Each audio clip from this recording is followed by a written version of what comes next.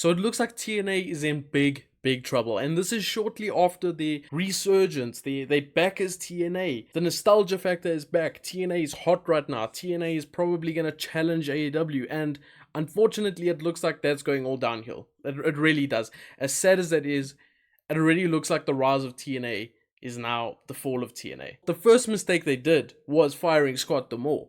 Anthem, the owners of TNA, got rid of Scott D'Amore. We don't know all the details. Supposedly, there was budgeting issues. Scott D'Amore was trying to get a bigger budget, and Anthem wasn't really having that. Possibly due to the fact that TNA maybe wasn't making the profits needed to increase your budget. Fair enough, okay?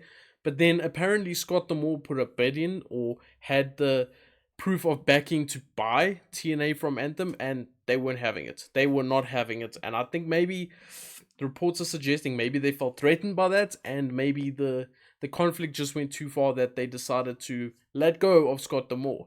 The problem came in when they decided to tell the talent that it was a mutual decision, when quite clearly it wasn't. And Scott D'Amore was a loved man in the TNA locker room. This man brought TNA from the ground up now. And when I say the ground up, I mean because they were up there, we know this. Mid-2000s, they were right up there. And then the fall of TNA happened. And obviously, Scott D'Amore was brought in, and he's actually somehow revived, or on the way to actually reviving TNA.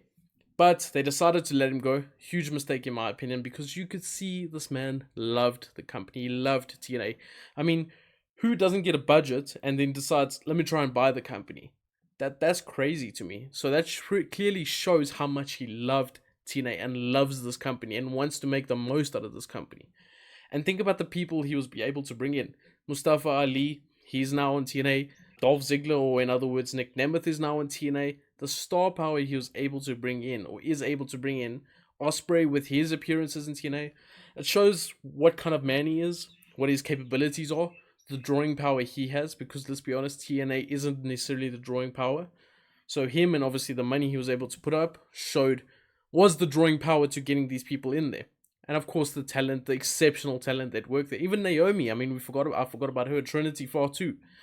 You know, that's not just anybody can bring them in, because those are top talents in WWE. They weren't guys. Yes, they weren't being used maybe, but they weren't nobodies. You know, they were guys that were used periodically. And I mean, Dolph Ziggler's a former world champion, so to bring them in was huge from Scott D'Amore. And the fallout from this led to the TNA locker room actually sending a letter to Anthem. They sent a letter basically pleading to either let Scott D'Amore back, because he was the best person in the position for this company.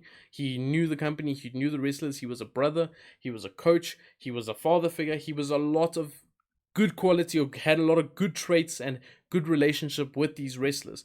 So they basically pleaded to Anthem to bring him back, or to at least put a wrestling mind in the president role. And they didn't do that. They brought in someone from the Anthem boardroom, from the Anthem organization already, who has no previous experience running a wrestling company. He had experience in, I think, negotiating a deal with WWE and a certain company back in the day, but it was just a negotiation deal. It wasn't necessarily running anything. As we know, WWE was run by someone else for all these years. So I don't know, that they either pleading for Scott D'Amore or for someone as a wrestling mind. And I'm thinking Tommy Dreamer is probably the first name they're probably putting out there if it's not Scott D'Amore. He was rumored to be the creative director, then he was not rumored to be the creative director. So I don't really know what's happening there. There's a lot of conflicting reports with regards to that. It's really confusing. This whole TNA thing is actually a mess right now, and it's quite sad, because I was watching TNA maybe in the last year. I was watching Impact Wrestling, and I enjoyed it for the most part. There was a few things, obviously, like the random shows with filler episodes and just random matches, and like the WWE's Christmas special type shows. They did that far too often throughout the year. But other than that, great matches, great stories. It was really building on something. And then obviously the change of branding came around, and it made it even better. It gave it that nostalgia factor. It gave it that little push, that little pump, that little it gave them something within the mainstream media, or the mainstream wrestling fans, to be like, oh, TNA is back, let me go watch them. So of course I started watching even more then, and I enjoyed it up until this happened. So now I'm not sure if that letter's got an impact on anything. I don't know if Anthem's just gonna look at it and be like, who are these guys? Get rid of them. Get them out of my face. I don't need them here. Because since then, okay, Fightful has reported that Steve Macklin, former Impact champion, former world champion, has his contract is coming up to an end this year. And that's a big deal because his wife, Deonna Purrazzo, has recently gone to AEW. I think Macklin was someone that they put the title on, they took it off him fairly quickly, but it was always someone that they were going to go back to at some point with the title.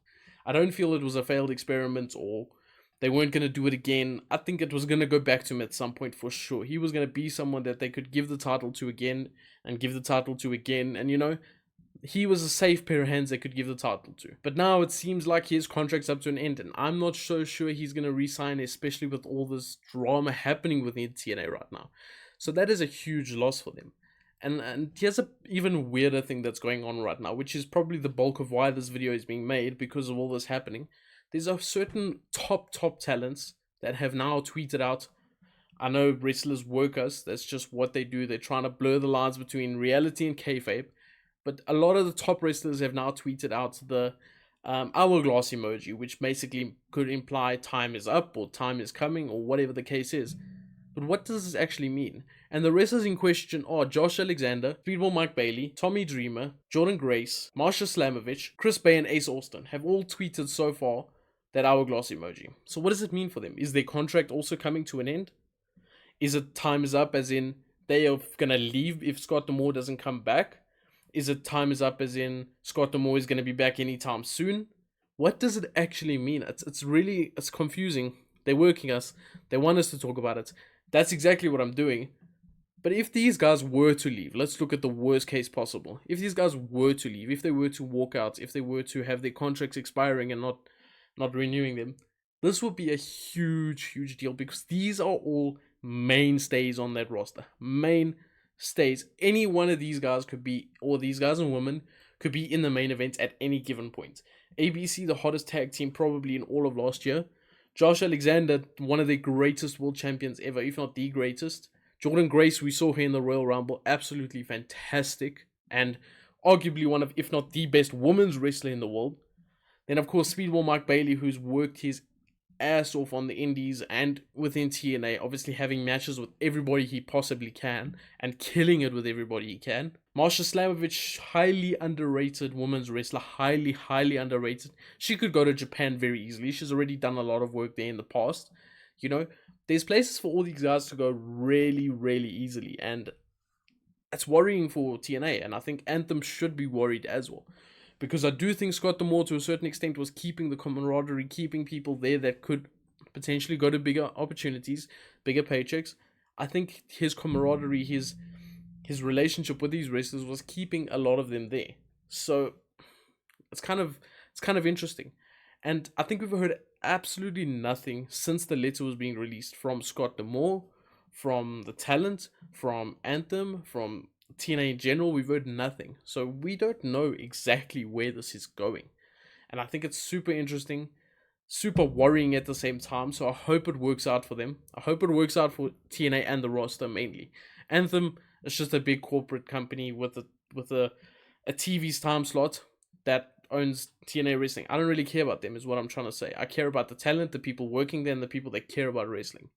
The problem is Anthem could easily say, we're done, folding the company, goodbye, because they own the time slot that TNA has on TV every week. They own the channel. They own all of that. Without Anthem, TNA probably wouldn't be on TV. And that's a big point to make here because they are heavily reliant on Anthem as well. If Scott D'Amore did buy the company, say they said, okay, here, take it. Where would they go? They would probably lose the Anthem deal after the contract, if there's a contract. I'm pretty sure there's still a contract up there, even though it's owned by the same people. As soon as that contract was over, or possibly at that point it could make the contract null and void, where would they go? Where would they go? They are heavily reliant on Anthem. And Anthem's lack of willingness to increase the budget or to try and push this as far as possible clearly shows that they're just looking for a good time slot on their channel. That's it. They're not looking to grow it too big. They're looking to fill a time slot on their channel with something different to everything else that's there. That's all it is for me and Anthem. That's what I think their main motive is. And I think the way they went about the Scott D'Amore dismissal was absolutely wrong. I think it really put a sour taste in a lot of fans' mouth. It really killed their momentum just like that straight away. And it's sad to see, man. It's really sad to see. So with that being said, let me know down below what you think of this whole TNA situation. If you think they can recover from this, and how do they recover from this. And yeah, we'll see you guys on the next video. Take care. Peace.